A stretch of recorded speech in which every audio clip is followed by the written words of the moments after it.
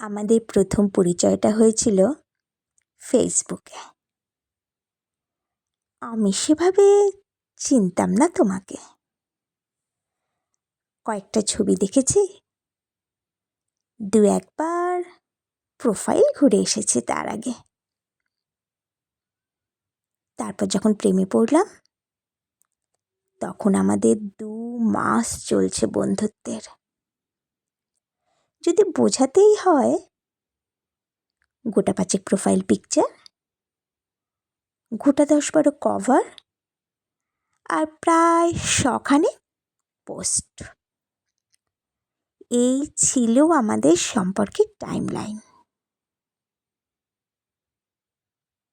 তুমি ছেড়ে গেছো যে কদিন হলো, তারও একটা টাইমলাইন আছে। গোটা 3 প্রোফাইল পিকচার, গোটা 6 কভার, ধরে নাও গোটা 50 পোস্ট। কি অদ্ভুত ভালোবাসা ছিল আমাদের। ছেড়ে যাওয়া, থেকে যাওয়া, টাইমলাইন সব কিরকম পাল্টে যায়। তারপর যেদিন আমি তোমার ব্লক লিস্টে গেলাম, সেদিন থেকে কত লেখা লিখেছি, কত পোস্ট শেয়ার করেছি, তুমি হয়তো দেখোই নি, বা দেখেছো হয়তো বন্ধুদের প্রোফাইল থেকে। আচ্ছা, কখনো ভেবে দেখেছো একসময় কত পরিচিত ছিলাম আমরা, আর এখন আমরা চিনি না একে অপরকে। এই সুবিধাটা ফেসবুক আমাদের দিল। যাকে ভুলতে চাই জোর করে, তার অনিচ্ছায় তাকে তুমি তোমার চোখের সামনে থেকে সরিয়ে দিতে পারো, ব্লক করে দিতে পারো। তারপর আরও কত পোস্ট করে থাকি আমরা। টাইমের সাথে সাথে টাইমলাইন পাল্টে যায়। কিন্তু ভেবে দেখেছো কি, এক সময় তুমি যাকে চাইলে নির্দ্বিধায়, তাকে এমন পর্যায়ে ঠেলে দিলে আর কোনো দিন কথা হবে না।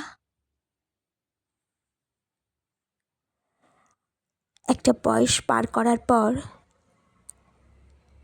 যখন মনে পড়বে, পারবে খুলতে, পারবে আনব্লক করতে। যখন লগ ইন বা লগ আউট করার ক্ষমতা বা সামর্থ্য আর থাকবে না, একটা বয়স পার করার পর মনে থাকবে আনব্লক করার কথা। শুধু এইটুকুই বলার ছিল তোমায়। ফেসবুক থাকবে তো চিরকাল, সময়ের সাথে সাথে আরও যুবক হবে। আমরা কিন্তু এই জগতেই আরও পুরানো হতে থাকব।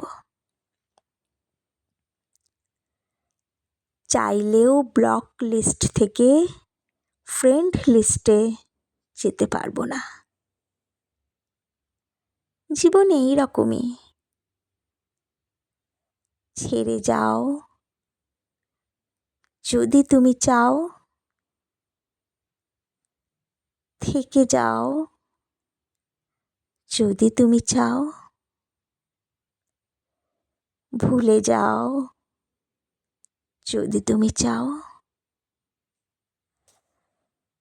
মনে যদি থাকে, মনে থাকবে। জোর করে মুছে দিলে ফিরিয়ে আনা যায় না। একদিন সবাই পাসওয়ার্ড ভুলে যায়, তার জীবনের হোক বা ফেসবুকের। তখন কিন্তু চাইলেও ফিরিয়ে আনা যায় না। সম্পর্ক না থাক, সংযোগ যেন থেকে যায়, ওটা রাখতে হয়